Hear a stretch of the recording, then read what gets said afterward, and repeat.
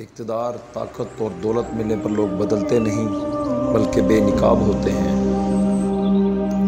इंसान मकान बदलता है, रिश्ते बदलता है, दोस्त बदलता है, लेकिन फिर भी दुखी रहता है। वो कतई हक नहीं। जिस शख्स के दुश्मन ना हो और सभी दोस्त हों, इस जैसा मुनाफिक कोई नहीं, क्योंकि दुश्मन इसके होते हैं जो हक की बात कहता है। जो ज़रा सी बात पर दोस्त ना रहे, समझ लेना वो कभी दोस्त था ही नहीं। अगर तुम अपने तकब्बुर को तोड़ना चाहते हो तो किसी गरीब को और मुफलिस को सलाम किया करो।